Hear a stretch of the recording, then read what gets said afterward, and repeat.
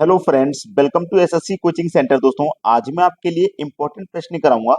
जो वीडियो में मैं क्वेश्चन कराता हूं सभी एग्जाम से रिलेटेड होते हैं, तो पूरा वीडियो देखा करें। चलिए स्टार्ट करते हैं। पहला सवाल, 12,400 रुपए के लाभ को 5, 7, 8 के अनुपात में ए, बी और सी के बीच विभाजित करना है, तो बी को कितने रुपए मिलेंगे। देखो, तीन व्यक्ति हैं आपके पास, ए, बी और सी। इनका अनुपात है 5, 7 और 8। ये इन तीनों व्यक्तियों का अनुपात है। आपके पास में टोटल योग दिया गया है 12,400 का। इन तीनों के बीच में विभाजित करना है, ए, बी और सी के बीच में। अब देखो, ये तीनों का योग है तो तीनों के अनुपात का भी योग कर लीजिए।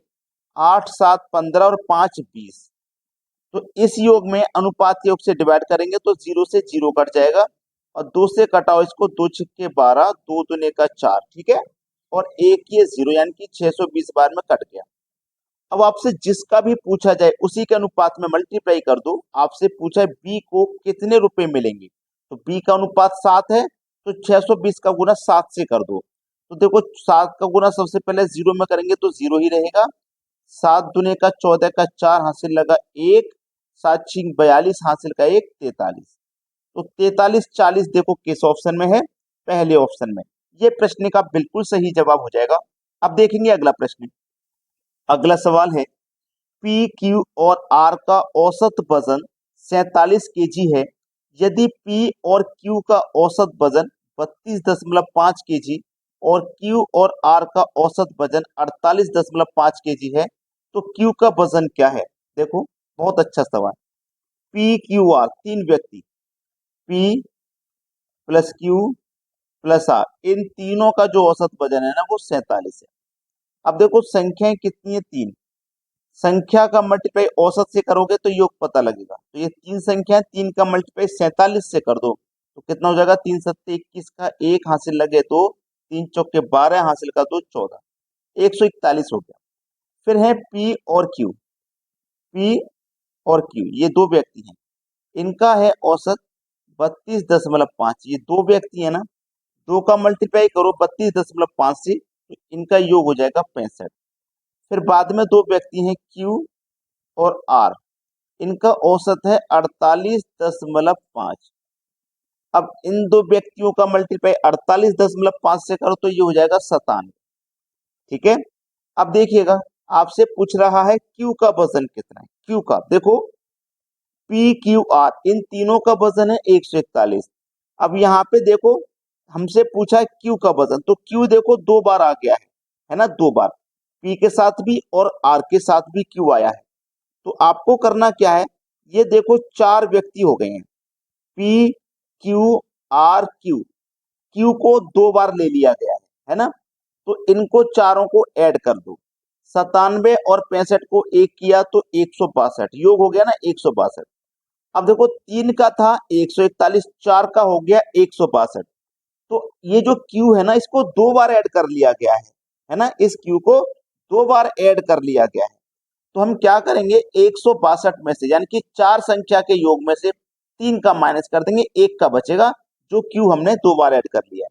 तो हम क्या करेंगे, 162 में से 121 को माइनस कर देते हैं। तो देखो, दो में से एक जाएगा तो एक, 16 में से 14 जाएगा दो, कितना आ जाएगा 21। यानी कि बी ऑप्शन बिल्कुल सही है। अब देखते हैं अगला सवाल। अगला सवाल है, 6 सेंटीमीटर भुजा वाले एक समबाहु त्रिकोण का क्षेत्रफल वर्ग सेंटीमीटर में क्या होगा। पूछा गया है समबाहु समबाहु त्रिकोण समबाहु त्रिकोण का क्षेत्रफल बराबर होता है √3/4 इंटू ए स्क्वायर के, ठीक है। चलिए, √3/4 इंटू ए का मान कितना है आपके पास, ए का मान है 6, तो 6 का स्क्वायर करो, मतलब 6 गुने 6 कर सकते हैं। अब देखो, यहाँ पे प्रश्न को देखोगे तो यहाँ पे देखो ये कट जाएगा, दो से कटेगा ये दो बार में, और दो से कटेगा ये तीन बार में, और इस दो से कट जाएगा ये तीन बार में, ठीक है। अब देखो, तीन तिया 9 हो गया, तीन तिया 9 हो गया। तो हमारे पास ये क्या है, √3।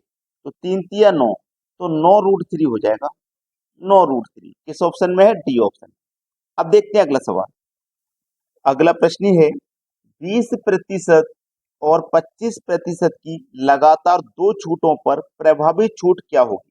देखो, ऐसा सवाल कभी आए ना तो इसको करने का सबसे सरल तरीका होता है a + b प्लस का AB/100। ये फॉर्मूला याद रखना, ठीक है। ये छूट है, ये भी छूट है, दोनों छूट है ना। जब छूट है तो दोनों माइनस का रहेगा। देखो, ये है आपका a और ये है b, दोनों छूट है।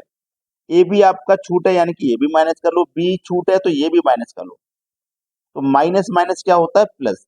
ए आपका 20 है, बी आपका 25 है, बटे में 100 है, ठीक है।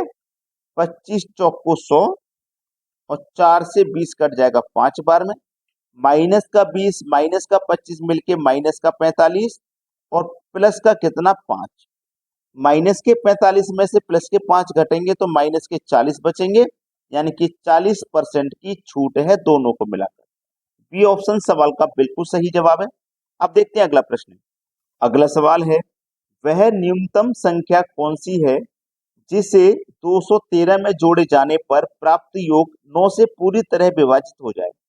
देखो, 9 से पूरी तरह संख्या वो विभाजित होती है जिसका योग 9 से विभाजित हो जाए। जैसे आपके पास संख्या है 213। अब इस 213 में हम क्या जोड़ें कि 9 से कट जाए? तो देखिएगा ध्यान से मेरी बात। आपके पास 2 है, 1 है और 3 है। इन सबको मैं जोड़ूंगा, 2 और 1, 3 और 3 6 हो गया। 6 हो गया, लेकिन 9 से तो वो संख्या कटेंगी जिनका योग 9 से कट जाए। तो योग हमारे पास 9 तक पहुंचा ही नहीं है। अभी हमारे पास योग 9 तक नहीं पहुंचा। 3 की कमी है, 6 हो गया, 3 की कमी है तो इसमें आप 3 और जोड़ लीजिए तो आपके पास 9 हो जाएगा और 9 9 से कट जाएगा।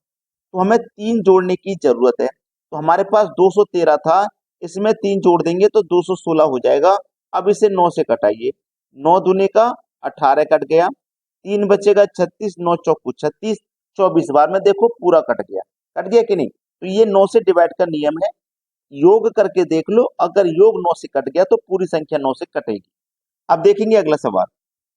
अगला सवाल है, यदि 12 दिन में, बी 24 दिन में एक काम कर सकता है, यदि वह 4 दिनों तक 7 काम करें तो काम का कितना अंश बाकी रह जाएगा? देखो, ए कितने दिन में कर रहा है काम को? 12 दिन में। बी करेगा 24 दिन में। टोटल काम है, दोनों का एलसीएम लो, टोटल काम पता लगेगा। दोनों का एलसीएम 24, मतलब टोटल काम 24 है। 12 से 24 को कटाओ 2 बार में, 24 से 24 को कटाओ 1 बार में। अब बोला है दोनों ने 4 दिन तक 7 काम किया है। ए 1 दिन में 2 काम करेगा, बी 1 दिन में 1 काम करेगा, दोनों मिलकर के 1 दिन में 3 काम करेंगे। तो 4 दिन 7 काम किया दोनों ने, तो 4 दिन में कितना काम कर दिया? 12। ठीक है, 12 काम कर दिया, कितने काम में से? 24 में से। टोटल काम 24 था, तो हमारे पास कितना काम बच जाएगा? 12 हो गया, 24 में से तो 12 ही बचा। 24 में से 12 हो गया तो 12 ही बचा।